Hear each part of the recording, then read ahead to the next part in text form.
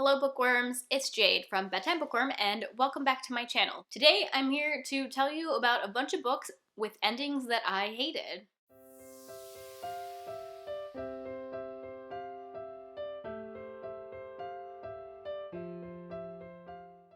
I have never done a video like this before, but lately, like within the last 6 months, I've just had a string of books with endings that I didn't like. I guess I could say with terrible endings, but obviously everything is subjective and a lot of people liked some of these endings. I went through my Goodreads shelves. My Goodreads account is just a record of what I've been reading since I started.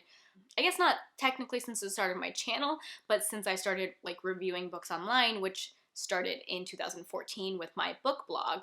I didn't start my channel until 2015. Anyways, I went all the way back to the beginning of my Goodreads and went through to see what books I remembered disliking the endings to. Some of these I feel more strongly than others, but I ended up with a total of 10. I was definitely not wrong in thinking that I'd had a string of these recently. Out of these 10, 5 of them were from 2019 and the other 5 were from 2015 through 2018. So I definitely have had a lot more of these this year. I don't know why that is. I don't think it's that I'm like becoming a pickier reader when it comes to endings. I think it's just bad luck, really.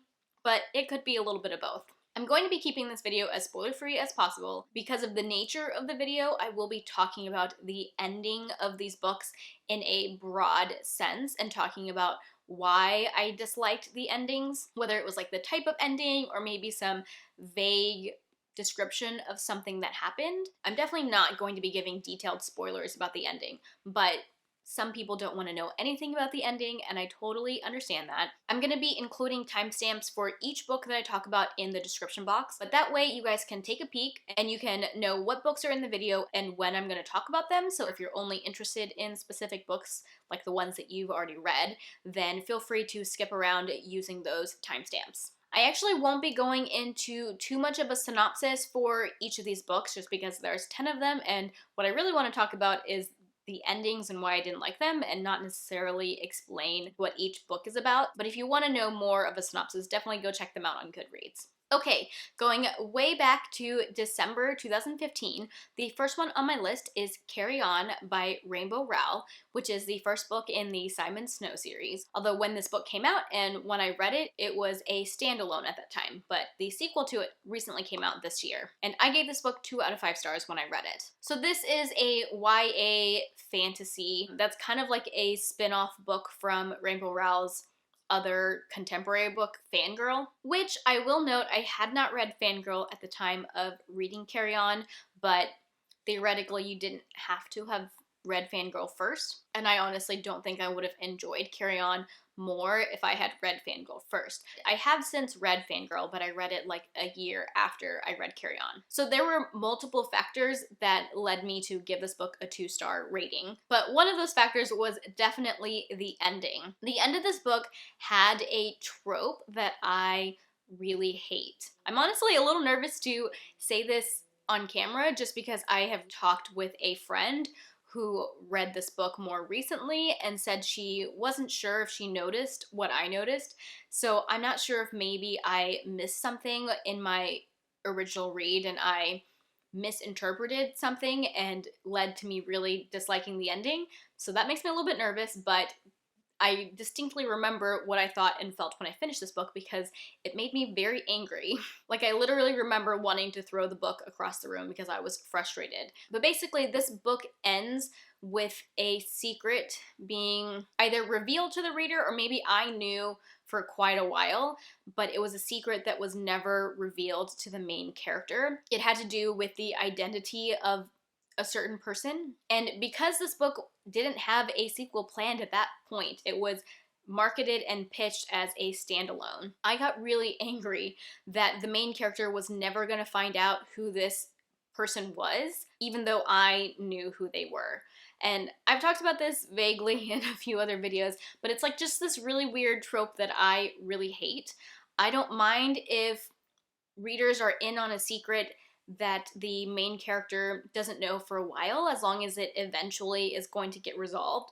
But if like somehow somebody dies or like the secret dies with somebody and the main character never finds out the secret that I know that is like life-changing information or something, it just makes me really mad and I hate it. And that's what happened at the end of Carry On. At least that's how I interpreted what happened at the end when I read it, and it definitely contributed to me giving this book 2 stars. But there were also other things about it that I didn't enjoy, and I don't plan on reading the sequel at all. The next book I'm going to talk about is Crown of Midnight by Sarah J. Maas. This is the second book in the Throne of Glass series. So I actually read Crown of Midnight in May of 2016, and I also gave this one 2 out of 5 stars. This is a very popular YA fantasy series. I had been really excited about reading the series because there's so much hype. I did really enjoy the first one. There were a few things that I didn't like about it, but I thought it was really promising. The second one, it didn't go so well for me. Obviously, I gave it 2 stars. The main thing about the ending that I didn't like is at the end of Crown of Midnight, there is a secret revealed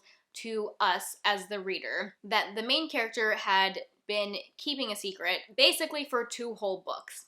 And that made me really angry, especially because we spend so much time with this character and we're in their head so much. I don't remember if it's written in first person or third person, but either way, I felt like at the end of 2 books, I knew them pretty well, and I was totally blindsided by this reveal.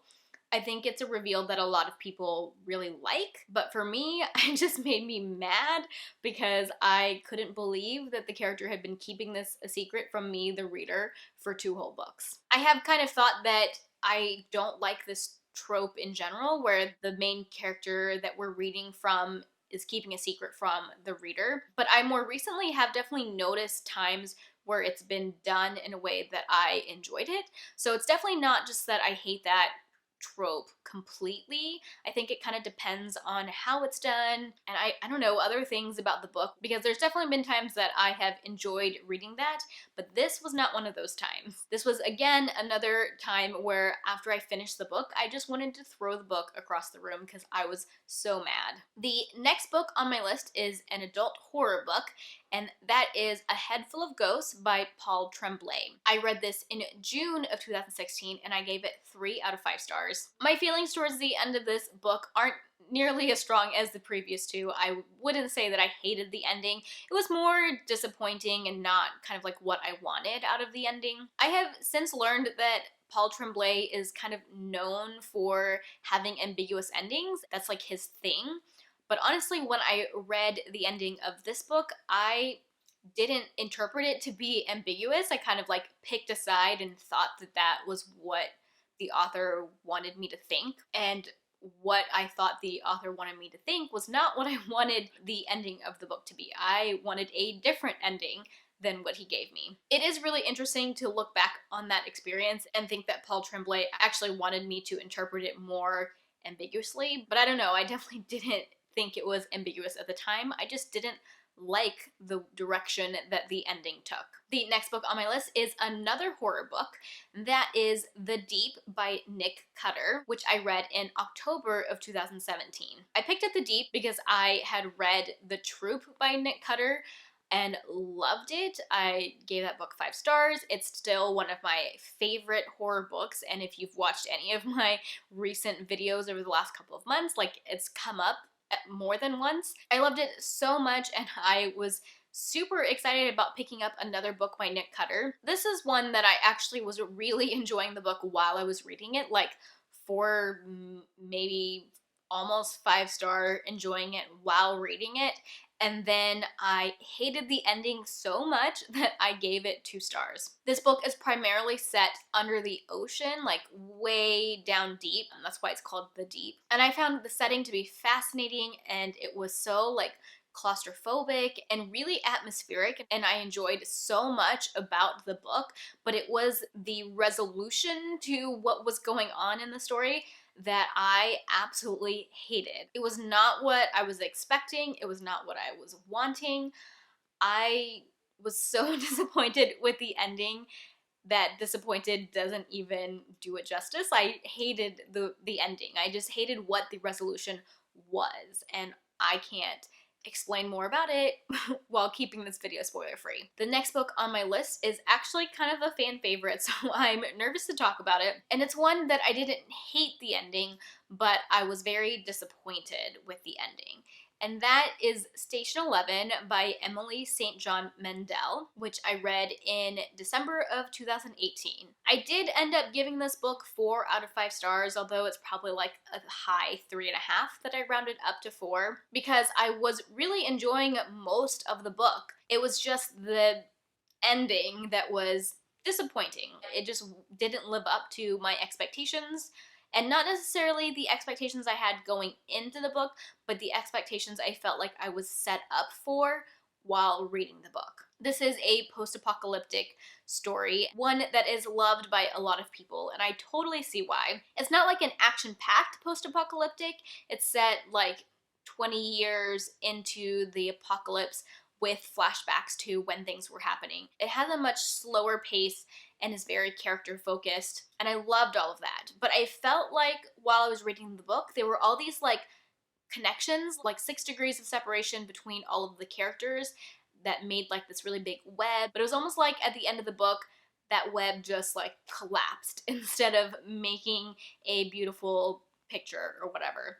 That was a bad analogy. I was seeing all these connections. I felt like we were building up to like this really epic ending, and it kind of just like ended, and I was so disappointed. There were also some things that were unresolved that I really wanted resolution to that I didn't get, and I didn't like that either. But because I enjoyed so much of the book before that, I still gave this book 4 stars, and it's definitely a book that I still recommend, even though it's on this list. All right, now we've made it to the books that I read this year with endings that I hated. The next one on my list is The Boy in the Striped Pajamas by John Boyne, which I read back in May of this year, and I gave 3 out of 5 stars. This is a really, really short book. It's an adult historical fiction, although it could be marketed towards any age category, really. And there were a lot of issues that I had with this book, but the ending was definitely one of them. And again, it was an ending where after I read it, I wanted to throw the book across the room. I was just like, what the heck did I just read? It's told from the point of view of a young child, a 5-year-old, I think. And it is a World War II book. It's set during the Holocaust. The main character makes friends with another boy who lives across the fence who wears striped pajamas. In other words, he is in a concentration camp. I do think it's an ending that a lot of people like because it takes them by surprise and is quite powerful for a lot of people, but I really disliked it. And I listened to this on audiobook, and at the end, John Boyne does an interview, and I found that interview really interesting, and it definitely made me understand why he did things the way he did in the book, but it didn't make me like it anymore. I don't really know what to say about why I didn't like the ending of this book other than I just didn't like it. It's not what I would have wanted. It caught me off guard. It surprised me, and I just didn't like it. It just didn't leave me with a good feeling after I was done reading it. I do think that's something that I've learned about myself, is that I do like my endings to have like a little bit of hope. Like, they don't have to be all puppies and rainbows, but I don't like endings that are completely hopeless and bleak, I think. Or at least there are multiple books on this list that have that kind of ending, and they're on this list because I didn't like them. But there have been endings of some books that are pretty bleak that I still really liked. So I really can't say I always like this ending or always don't like this ending. I feel like sometimes it just depends on the book. Okay, the next book on my list is a repeat author, and that is Cabin at the End of the World by Paul Tremblay, which I read back in July of this year and gave 2 out of 5 stars, which is a pretty unpopular opinion. This is an adult horror book, and this is the one where I realized that Paul Tremblay is known for his ambiguous endings, because this book definitely has an ambiguous ending. I was caught off guard. I wasn't expecting there to be an ambiguous ending, and I really didn't like that. Once again, there were 2 ways the ending could have gone, and instead of this time me like assuming that the author went one way and not liking it, I wanted him to go one way or the other. I definitely had a preference for which way I wanted it to be, but he didn't lead me anywhere. It just ended, and it was up to my interpretation, but not even my interpretation, because it it ended. After reading this book, I have learned that I really am not a fan of truly ambiguous endings. I like endings that are a little open-ended, where most things are resolved, but maybe there's a couple things that I get to make up my mind about, or I get to just like not know and wonder about. I have liked books with endings like that.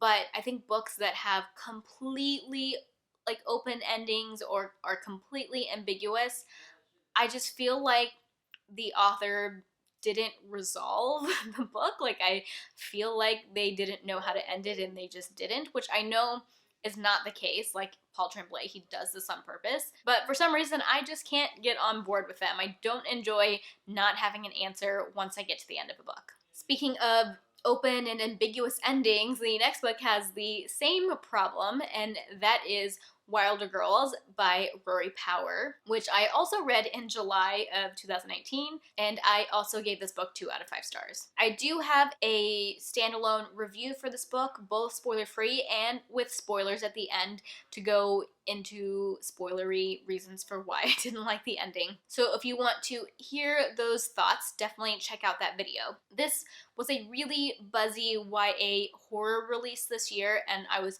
so excited to read it. The cover is absolutely gorgeous, and it was getting a ton of really good reviews from people that I trust. And so I went into it with kind of high expectations, which is a little bit my own fault.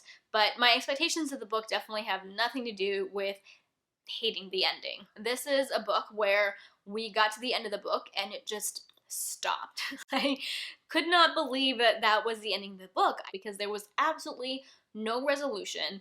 I felt like the book stopped in the middle of the scene, and I'm just never gonna know what happens to these characters that I spent a whole book getting to know, not necessarily like, because I had other issues with this book as well, but I spent time getting to know them, and then we get to the end of the book and I'm never gonna find out what happens to them. And I think the hard part for me was also that this book had a lot of similarities to another book that I have really enjoyed, and that book had an ending. While it was a bleak ending, it was actually a bleak ending that I enjoyed. I thought it was the perfect ending for that book, but that was the ending that I felt like Wilder Girls deserved or needed, but didn't get. So I think because I had another book with some similarities in my head that had a really good ending, that made the ending of Wilder Girls, or the non-ending of Wilder Girls, in my opinion, even worse. There are a ton of people who have enjoyed this book and really liked the open way that it ended, but I am not one of them. All right, and then the second to last book on my list is The 7.5 Deaths of Evelyn Hardcastle by Stuart Turton, which I read just in September. I also gave this book 2 out of 5 stars. I really don't know how to talk about why I didn't like the end of this book. I have filmed a spoiler-free and spoiler-filled book review for this. I haven't posted them yet. I'm still editing. They should be up within the next month. So if you want more of my thoughts on this book, definitely keep an eye out for those videos. This is an adult mystery thriller that kind of has a historical setting. This book is really hard to talk about, to keep things like spoiler free. Like, there's a lot of things that I want to say about it to like warn people before going in, but saying those things would be spoilers, so I can't. But this was a really buzzy book from 2018. A lot of people really liked it, and I could see why people liked it. It just really didn't work for me, and a lot of that was honestly the ending. There were some things about the execution that I didn't enjoy, but I did enjoy a good chunk of the book. I thought the idea was really interesting of what the author was trying to execute, but I just don't think it was executed well, and I thought that it was overly complicated, and there were other ideas that were introduced towards the end of the book that I personally found really fascinating and wanted those things to be explored, and they were not. And there were just like a lot of unanswered questions, a lot of like things that came out of nowhere that were supposed to be like shocking twists and turns, but really I was just like, what? There was too much of the rug being pulled out from under me, which I guess is like a fun thing to do in mysteries, but it really didn't work for me. And I'm really excited to post my spoiler filled video about this book because I definitely detail a lot of the things that I didn't like. And for people who have read the book or plan on never reading it, I guess, I would be interested to hear their thoughts on it. All right, the last book on my list is a book I read in October, and that is I Am Legend by Richard Matheson, which I gave 2 out of 5 stars. This is an adult post-apocalyptic fiction. I guess technically it's a classic because it was written like in the 50s, I think. I was really looking forward to this book, and I thought I was going to love it. I've seen the movie adaptation with Will Smith. I really enjoyed the movie, and even though I knew the book was going to be different, I thought that I would still really like it because I like post-apocalyptic fiction, and the apocalypse in this book is like a mix of zombies and vampires. In the movie, I felt like they definitely leaned a little more on the zombie part of it, but in the book, they're definitely more vampire than zombies. But I was like really excited about that. But also a few of my friends had really enjoyed this book, and so I went into it with not super high expectations, but like expecting to enjoy it. Okay, I'm not giving a review. Let me talk about the ending. Basically, this was just another like really bleak ending with no hope that I really didn't like. I don't think there's too much more to say about it, especially trying to stay spoiler free, but it's just not the ending that I wanted for the book. I wanted more answers. I still had a lot of questions. There were so many things about the past of how the apocalypse happened and things that had happened to this character that I wanted to know. And just like the ending, just it really wasn't satisfying for me. It was not what I wanted to happen at the end of the book, and it was really bleak and hopeless and left me not in a good mood. I was unhappy when I finished reading the book, and I don't like to feel that way when I finish reading a book. I like to have at least something hopeful, something happy, at least most of the time, because like I said, there have been some books with really bleak endings that I thought were awesome. So I don't know what to tell you. All right, guys, those are 10 books with endings that I hated. Tell me down in the comments what are some books that you hated the endings of, or if you have like certain kinds of endings, like tropes and things, like the ones that I mentioned in this video that you tend to not enjoy. Let me know what those are. I love this topic of endings. I think it's so interesting, but it's also something that's very hard to talk about without talking about spoilers, so I often feel like I can't talk about endings of books and why I didn't like them. And so I was really excited to do a whole video all about endings and why I didn't like them. If you like this video, be sure to give it a thumbs up and subscribe to my channel if you like bookish content. That's all I have for now. Thank you so much for watching, and until next time, bookworms, keep reading. Bye. You can know what endings, what books are in the video, showing when, as always, so there were multiple factors. So there were multiple. Blah, blah. I have tried to read the Throne of Glass. Once again, there were like 2 things at the end, 2 ways the. Bye.